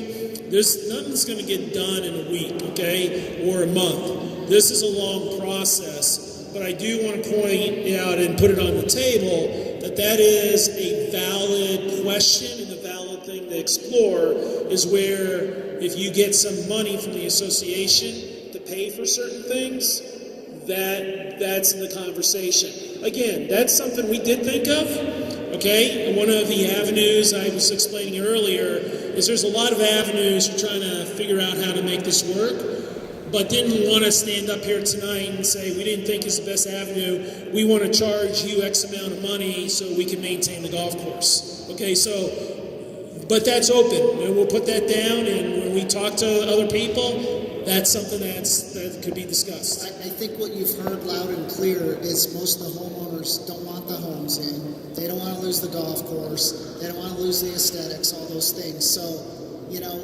water restrictions, making the golf course a little more desert to save some money on maintenance of the course. There's 1,000 things you guys can do rather than doing what you're proposing. Now, I've been here for a number of years myself, 20 years plus. I'm a big golfer.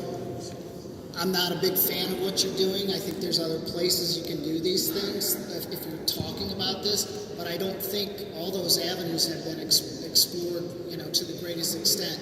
Rhodes Ranch, as you know, probably has the most grass in Las Vegas.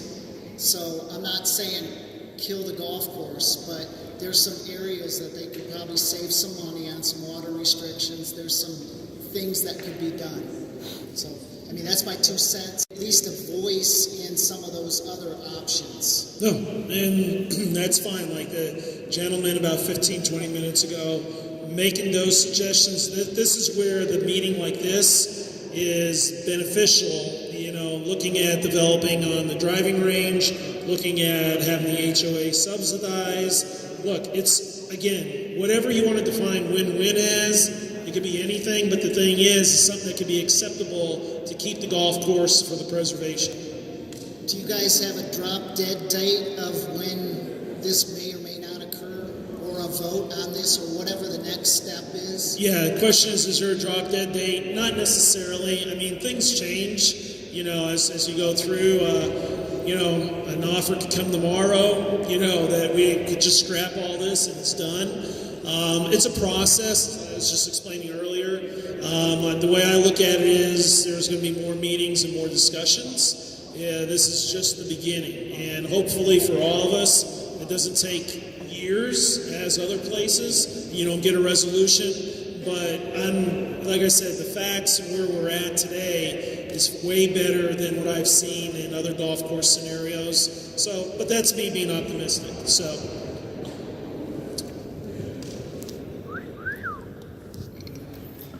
My name is Anthony DeFries. Yes. And I'm going to speak to you and everybody who's still in the crowd. And thank you everybody for staying, because you guys are definitely the ones that care about what's happening in this community.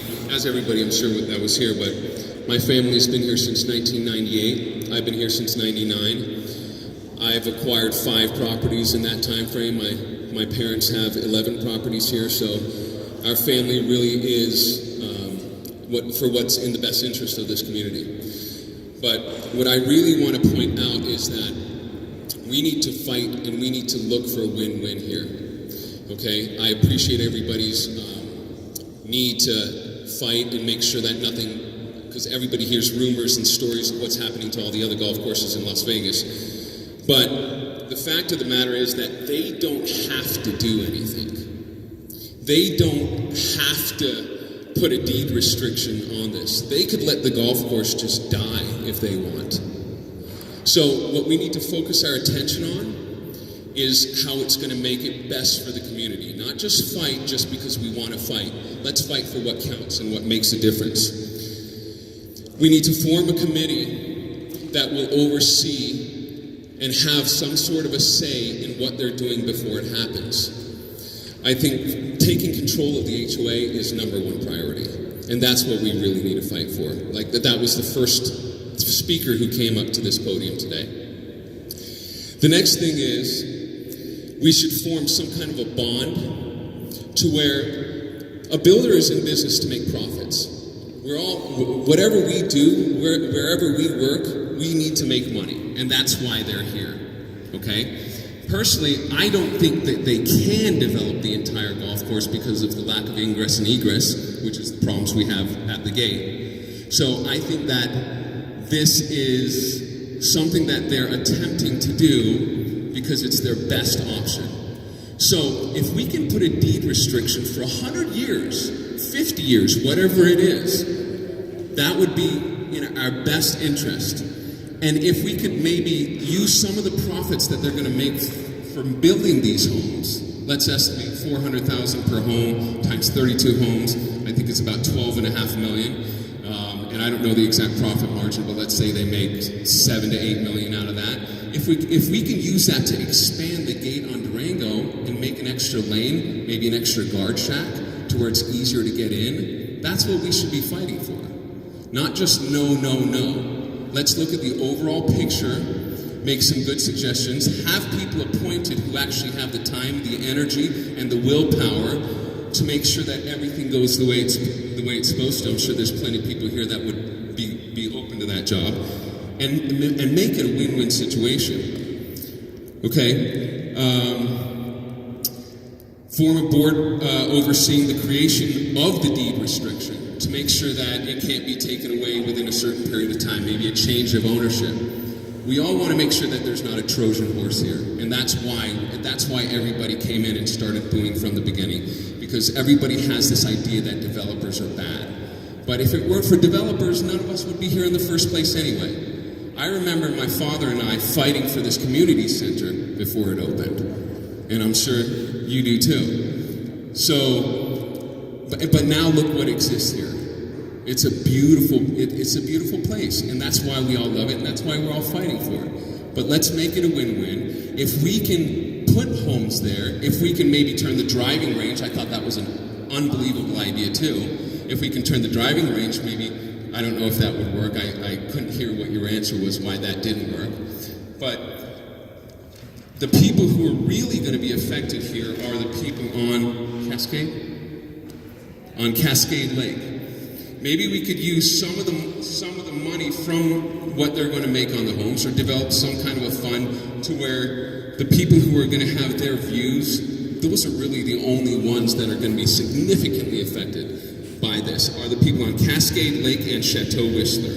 The corner of Chateau Whistler that had like some kind of city views on that 2.2 acres, and on Cascade.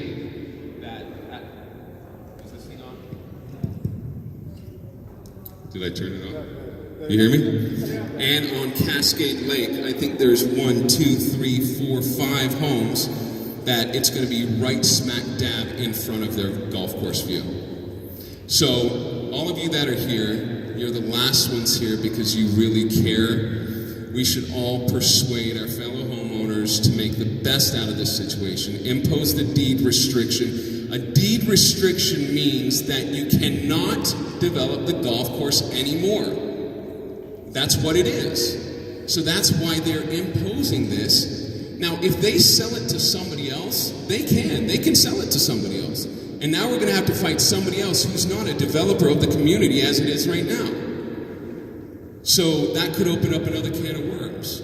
Let's work and make this a win-win situation.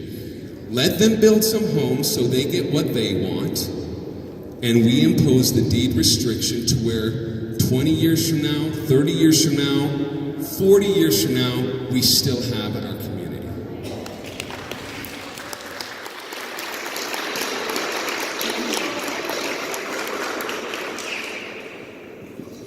And last thing, as a real estate agent, if they're selling homes at that value, it's going to bring up our values.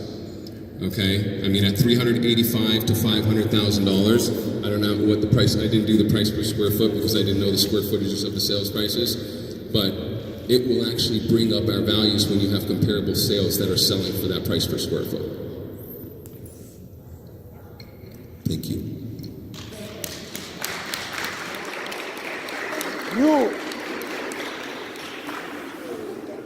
My name's Brian. I've been here 7 years.